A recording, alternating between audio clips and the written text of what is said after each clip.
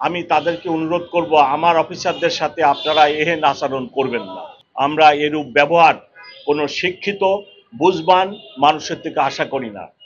একটি বিষয় আপনারা সামাজিক যোগাযোগ মাধ্যমে ব্যাপক ভাইরাল দেখেছেন। পুলিশ যখন কোনো একটি অরাজকতা ঠেকানোর প্রতিহতের চেষ্টা করছিল, তখন আমার অফিসারদের সাথে কি ধরনের ব্যবহার করা হয়েছে অত্যন্ত দুঃখজনক।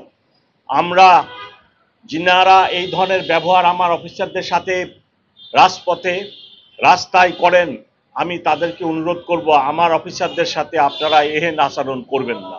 আমরা আপনাদের সাথে রাস্তায় কোনো ক্লাসে কোনো সংঘাতে জড়িত হওয়ার জন্য নয়, আমরা আপনাদেরকে সেবা দিতে চাই। আপনারা যে কাজটি করতে চাচ্ছিলেন সেটি করলে সমাজে, ঢাকা শহরে, দেশে একটা অরাজকতাপূর্ণ পরিবেশের সৃষ্টি হবে। গণ অভ্যুত্থান হয়ে গেছে, সরকারের পরিবর্তন হয়েছে, এখন যদি এরূপ কার্যকলাপ করা হয় তাহলে একটি অস্থির সমাজ, অস্থিরতা দেখা দিবে।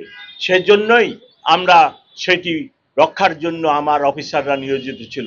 কিন্তু এরূপ ব্যবহার আমাদেরকে বড়ই মর্মাহত করেছে। আমরা এরূপ ব্যবহার কোনো শিক্ষিত বুঝবান মানুষের থেকে আশা করি না।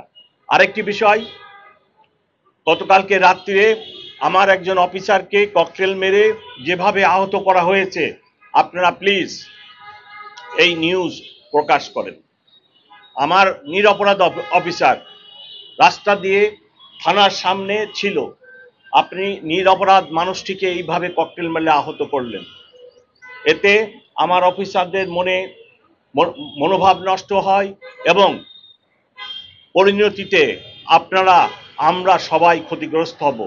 যদি আমার অফিসারদের মনোবল ঠিক না থাকে, আপনারা দেখছেন 5ই আগস্টের পরে আমি নিজে রাত্রে দেখেছি 80 বছরের বৃদ্ধ লোককেও বাঁশের লাঠি নিয়ে মহল্লার মধ্যে মহল্লা পাহারা দিতে হচ্ছে।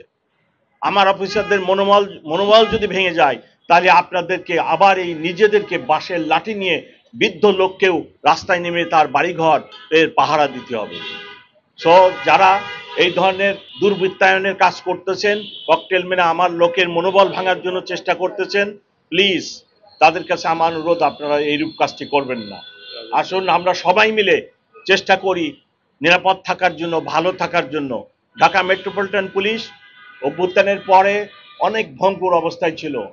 আমাদের অনেক চেষ্টায়, অনেক কষ্টের ফলে, আপনাদের সহযোগিতায় আজকে পুলিশ অফিসাররা মনোবল ফিরে পেয়েছে।